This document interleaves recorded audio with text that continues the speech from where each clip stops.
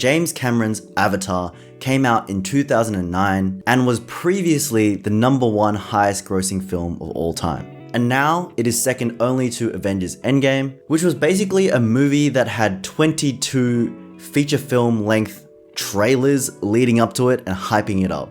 Avatar has a story that you've probably forgotten, if we're going to be honest, and it's definitely not a critically acclaimed film. The characters are definitely not memorable.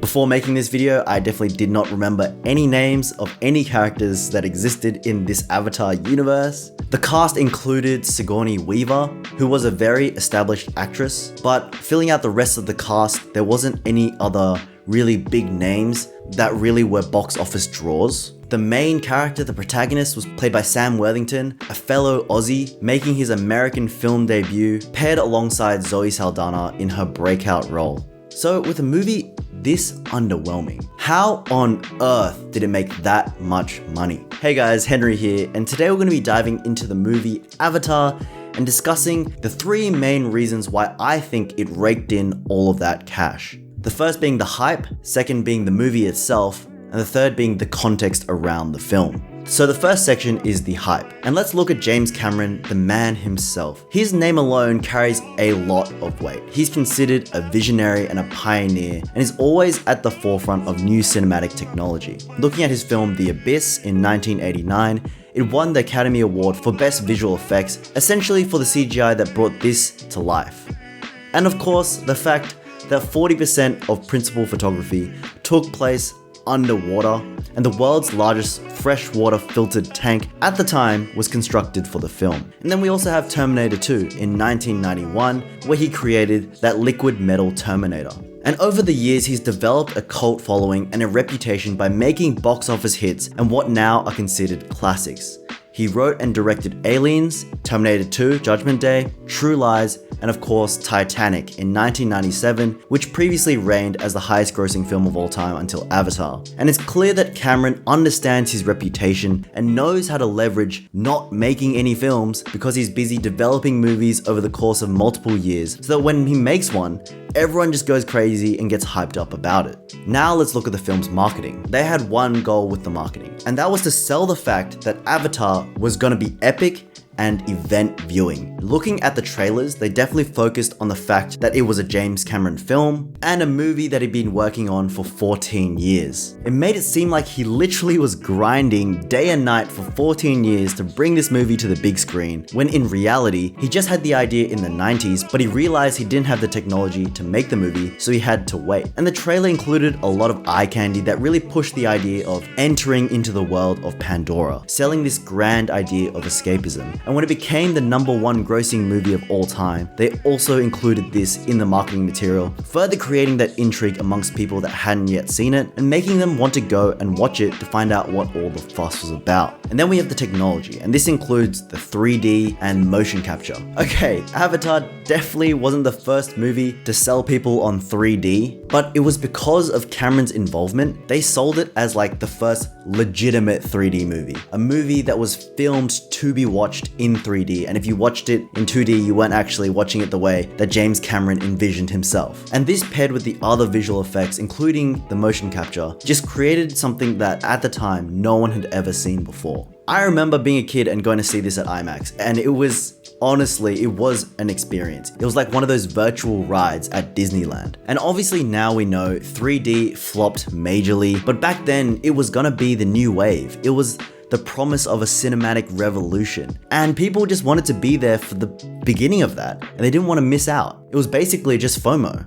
Alright, now moving to the movie itself. We can look at the visuals. Okay, like I said before, no one can take away from the fact that this movie was gorgeous to look at, and it definitely delivered on the visual aspect. The movie just took you to another world with this breathtaking landscapes and the creatures created within the world. And by following Sam Worthington's character and, him going into an avatar and exploring the world in an avatar, it almost felt as if we were just leaving our shitty human bodies and jumping into a new, exciting body and exploring a brand new world. But I think the most important thing the film itself did was have universal themes. something Cameron did so well was meshing all of these themes together to make Avatar universally appealing to all kinds of audiences. He drew in male audiences with the science fiction element, he drew in female audiences with the love story and romantic elements. He included action set pieces, war and battles to make sure it was a spectacle and have that general superhero action appeal. He also had humanoid blue aliens, and I think these were really relatable to so many people because at some point, like those aliens, people have felt marginalized. And because those aliens weren't representative of any one race, all races could really see themselves in the Na'vi. And he built a mythology with the Na'vi's connection to animals and to nature that I think a lot of cultures around the globe could really relate to. And of course, having the main character have an arc where he starts off trapped.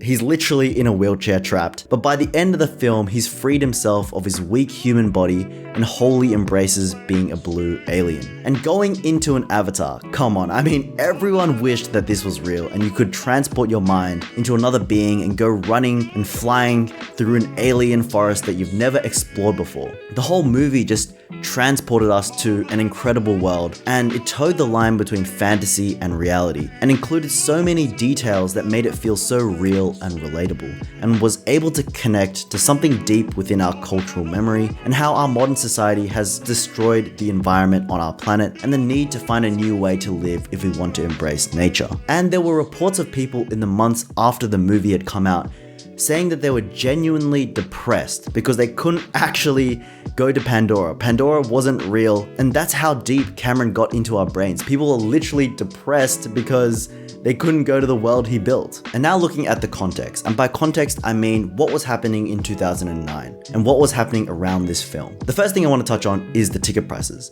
and the fact that the movie was 3D meant the ticket prices were jacked up. Avatar benefited from being the first film that with that jacked up price tag, along with technological and visual effects advances that everyone felt was worth the money, and they flocked to see it and found it worthwhile to spend the money to watch the film and to do that multiple times. Sure, there were 3D movies before, but we all know that 3D just felt so tacky. No one was going to watch a movie in 3D, really. No one really wanted to do that. It was more just like for the experimentation or for fun. No one was really genuinely excited to go see a 3D movie. And Avatar just had that shine to it, you know? It just made you feel like if you didn't watch it in 3D, you weren't really watching the real thing and you're actually gonna miss something. I've also heard the suggestion that because the film came out after the global financial crisis, more people wanted to escape into the world of Pandora, and watching the movie could afford you 3 hours of just leaving your life behind and just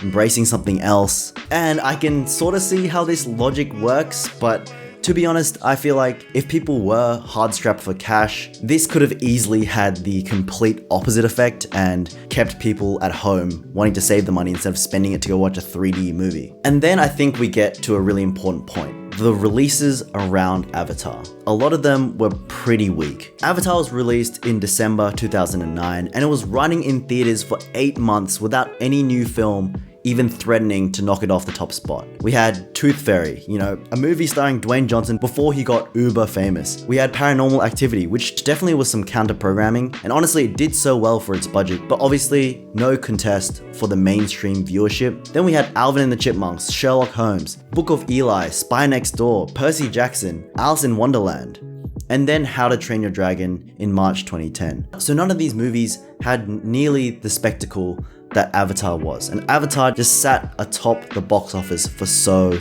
long. And what's impressive is that Avatar's box office was sustainable. There was no massive drop that typically happens from week 1 to week 2. Avatar dropped only 3% from 77.4 million to 75 million. Most blockbuster films drop 30 to 50% in their second weekend. So that in itself is just mind-blowing. And that box office success is mainly due to repeat viewing. Of course, alongside no other strong releases, and of course, this being the movie viewing event of the decade, Avatar just sat on that box office and just kept pulling money in until it became the top grossing movie of all time. Watching Avatar in the cinemas in 3D was honestly like physically going on a ride. It created a cultural phenomenon, and watching it at home on your own TV just cannot recapture the experience people had watching it in IMAX and at the cinema. And with the Avatar sequels in the works, it will be really interesting to see if James Cameron can pull it off again and create another box office monster and another cultural phenomenon. Thank you guys for watching this video. Don't forget to hit that like button and subscribe down below, and to check out some of my other videos. What did you guys think of Avatar? Do you even remember what happened in the film? Do you even remember any of the characters' names? And do you think the sequel will be successful? I'd love to know your thoughts in the comment section down below. As always, thank you all for tuning in, and I'll catch you all next time.